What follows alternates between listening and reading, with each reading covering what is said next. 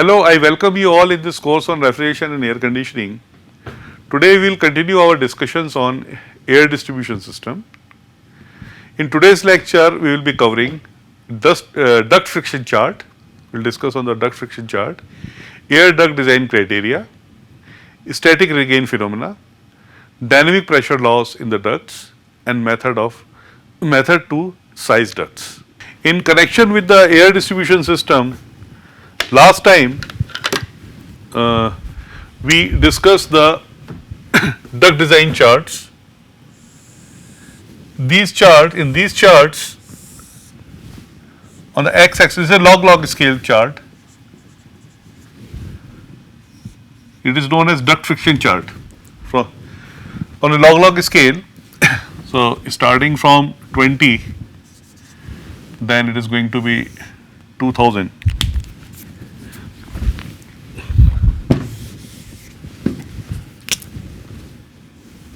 This is 2000,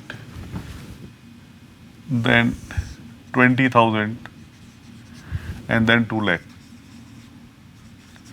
Similarly, starting from here, 0.1 Pascal, then it is going to be 1 Pascal, 10 Pascal, and 100 Pascal. This is Pascal per meter. Right, and on x-axis it is liters per second. So definitely the horizontal lines, they show the constant duct friction. Now this is 10 Pascal, not 100 Pascal. So 1, 10, 100. Okay. Now these horizontal lines are constant duct friction lines, and vertical lines are constant discharge lines. Now these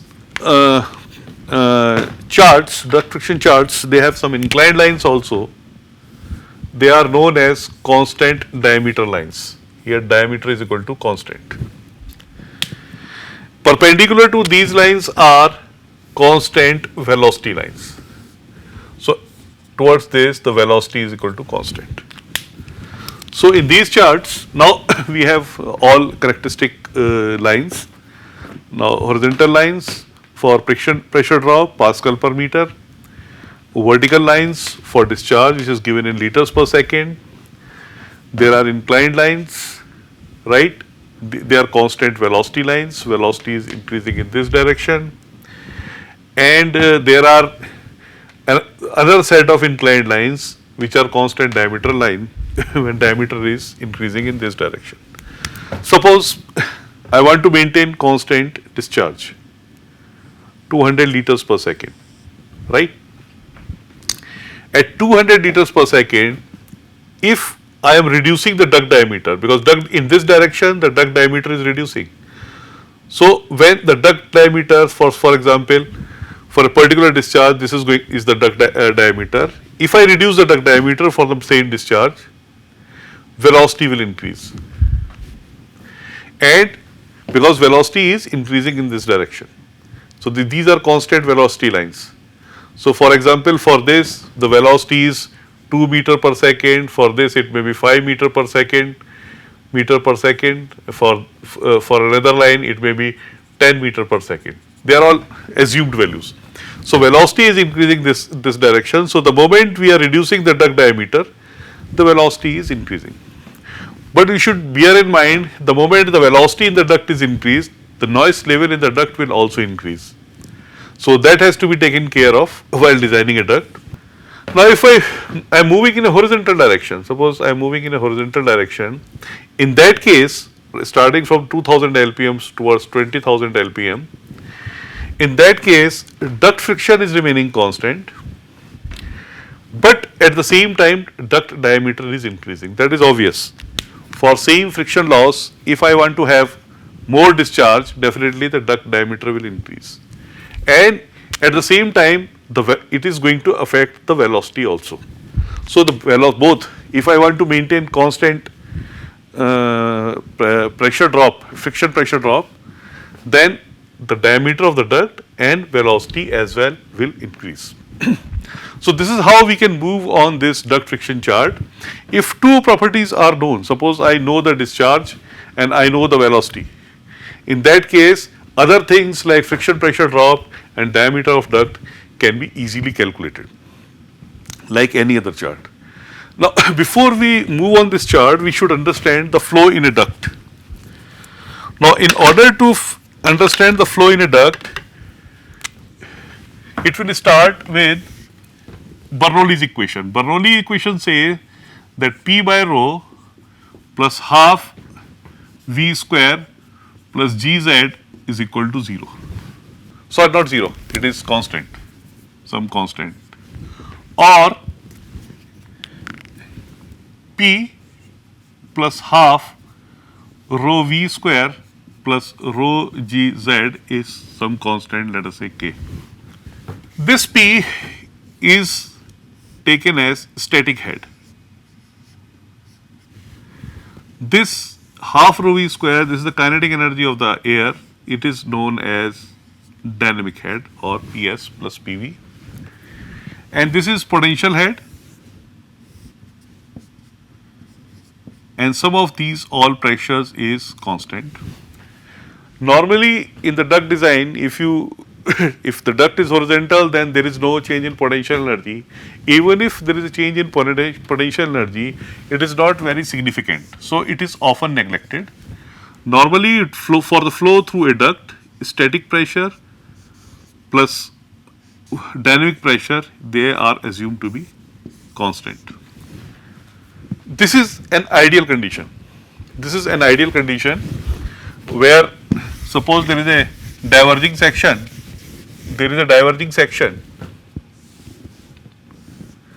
now state 1 and state 2. So, in diverging section, PS1 plus PV1 is equal to PS2 plus PV2, provided there is no friction pressure drop, right? But in actual duct, there is a fan also, which circulates air in the duct, which is known as air handling unit. And due to this fan total pressure FTP shall also be added here. So, PS1 plus PV1 plus fan total pressure is equal to PS2 plus PV2 plus this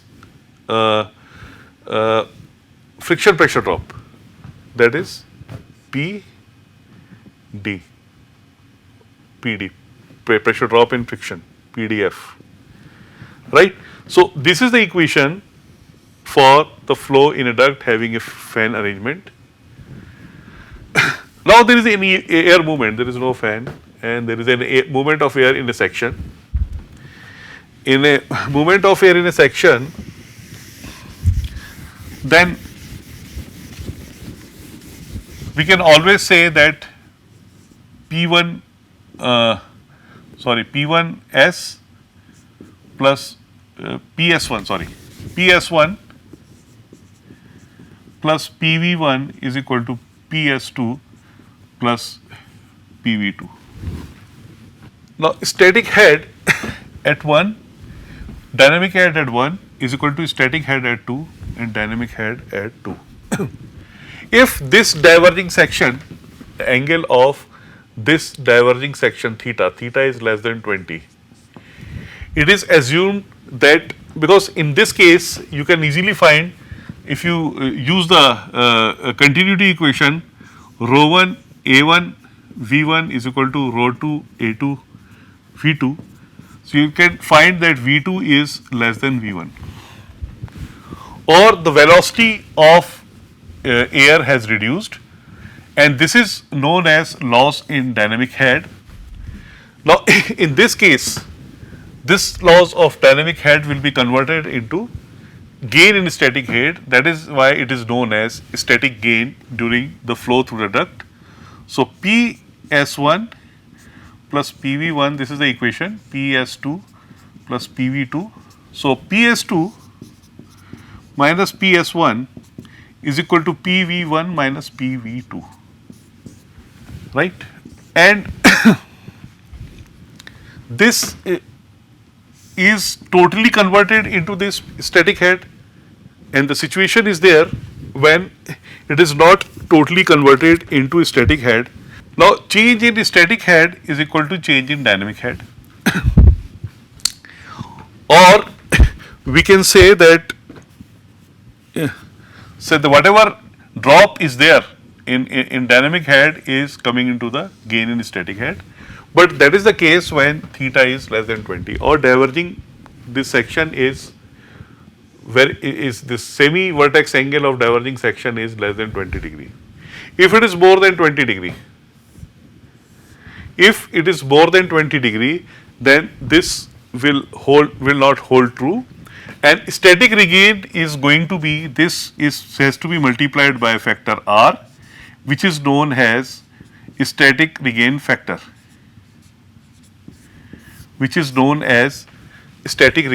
It means some losses will be there. So this r is less than 1. So change in static head due to change in dynamic head has to be multiplied by the static regain factor, and only then we will get the static regain. Now further in a duct flow with friction loss, during this flow there is a friction loss, right? And friction loss, if you take friction losses into the account, then delta P along the length, so L. So delta PL is equal to total pressure at 1 minus total pressure at 2.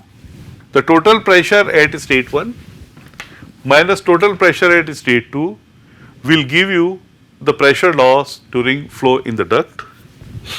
Now PT1 is PS1 plus PV1 and PT2 is PS2 plus PV2.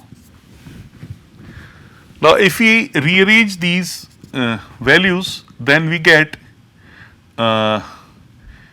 PV1 minus PV2 minus PS2 minus PS1. Now PS2 minus PS1, it means static pressure at state 2 minus static pressure at state 1.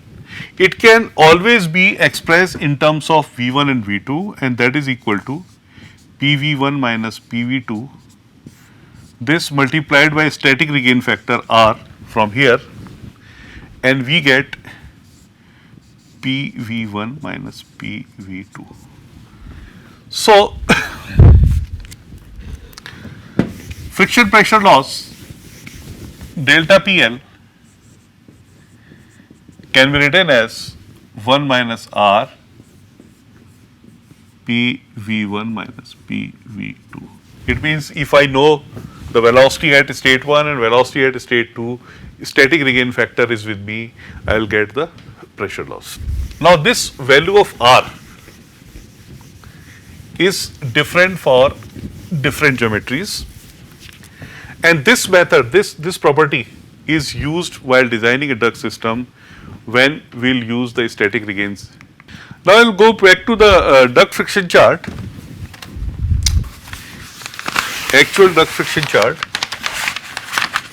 In this duct friction chart, this is the actual duct friction chart prepared for a round duct, circular round duct, air density 1.2 kg per meter cube, and the friction, the roughness of the duct is 0.09 mm. Now this duct friction chart, no correction is needed in this, the values getting out of this duct friction chart when the duct material with a medium or a smooth roughness factor is used, and temperature variation is plus minus 15 Kelvin from 20 degrees centigrade or elevation up to 500 meters. So corrections are not required even if we use this chart to a elevation of 500 meters. Now here in this duct chart, now they are real values. I explained you earlier with a sketch. Now this is the actual duct friction chart taken from Extra Handbook of Fundamental 2013. On x-axis, the flow rate is varying from 20 to 2 lakhs, the same value. I mean on a log scale. Y axis, the pressure is varying, pressure loss per meter varying from 0.1 to 100 pascals per meter. There are inclined lines which are showing the change in duct diameter from 50 millimeters to 3150 millimeters, and there are lines which are showing the duct air velocity starting from 1.2 meters per second to 30 meter per second. Suppose I want to design a rectangular duct. What should I do? Here, diameter of the duct is given as D. I want to design a rectangular duct, and you must have seen a number of rectangular ducts, and diameter of equivalent circular duct is expressed in terms of 0. What is it? Sorry, 1.3 AB raised to power 0.625 divided by A plus B raised to power 0.25. This is A and this is B. Now, in order to find this, because friction loss we assume in both the cases are same, whether it is a rectangular duct or a circular duct, friction loss per meter length is same, because friction loss per meter length is directly reflected in power consumed by the fans. We will use different methods. There are different methods for duct design. So, first of all, guidelines for air duct design. Air should be conveyed as directly as possible, avoid sudden change in direction and cross section. It is obvious. If there is change in inertia, pressure, there is going to be loss of velocity head, dynamic head, and this has to be avoided. If there is a sudden change, the loss will be more. The loss will be more. Suppose there is a sudden enlargement in the area. Suppose there is a sudden enlargement in the area. There is a flow in this direction and there is sudden enlargement, right? This is section 1, this is section 2. Definitely when air will enter from this side, it will not immediately move in this direction, okay? It will take certain curvature and EDs will be formed in this zone and losses will take place. Now, dynamic pressure loss in such a scenario is going to be half rho V1 square 1 minus A1 by A2 whole square.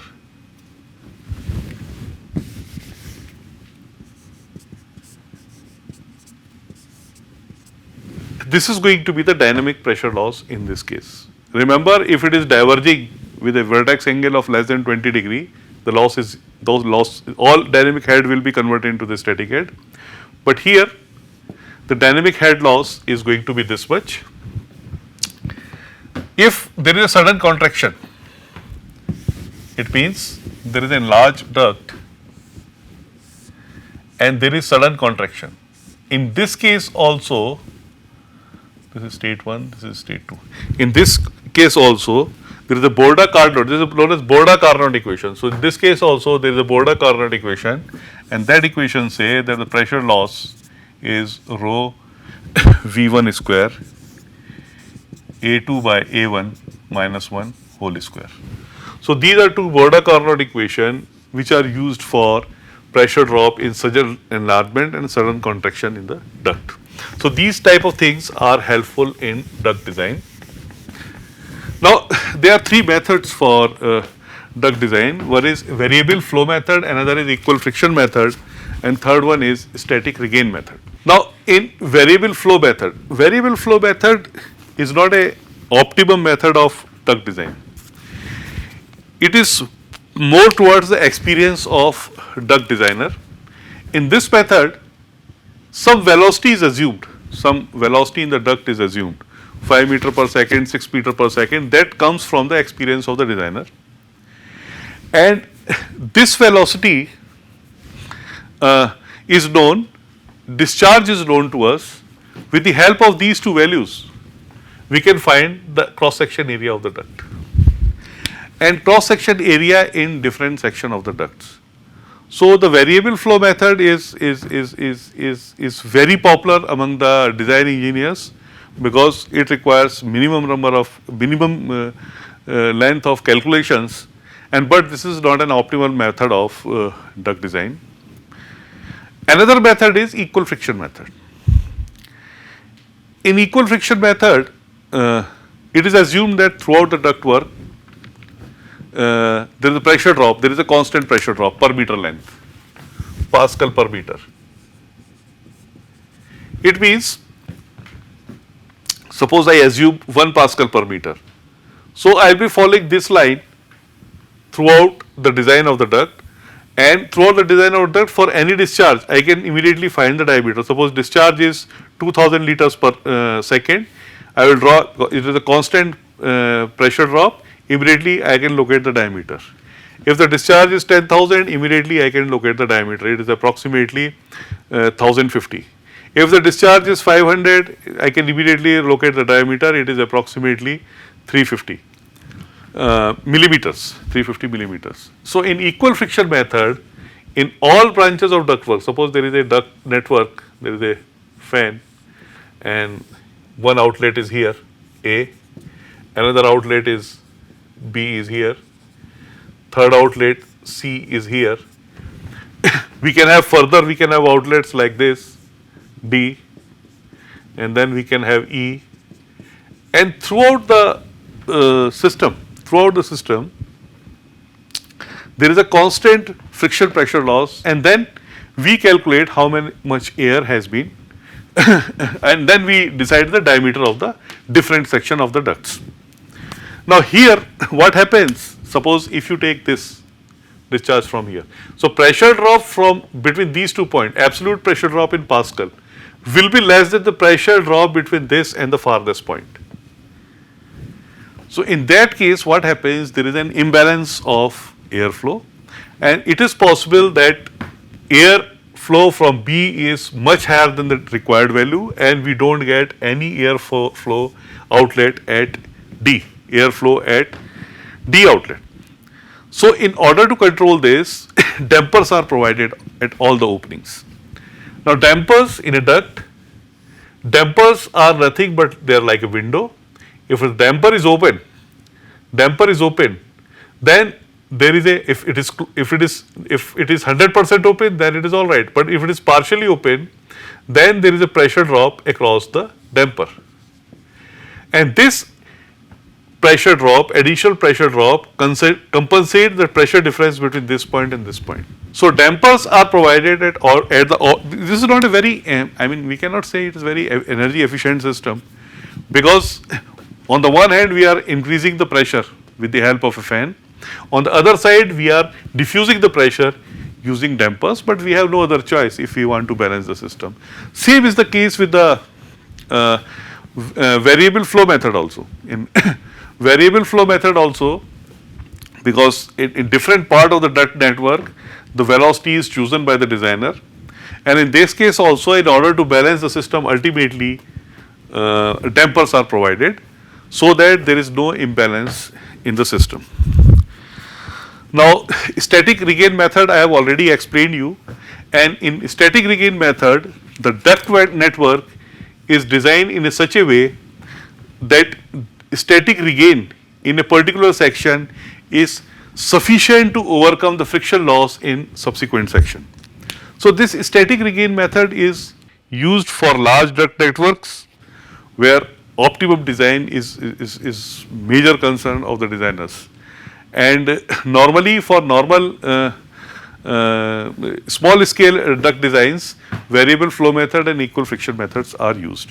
In the next class we will solve a numerical on this duct design methods, then you will have more or clear insight of the duct designing. This is all for today. Thank you very much.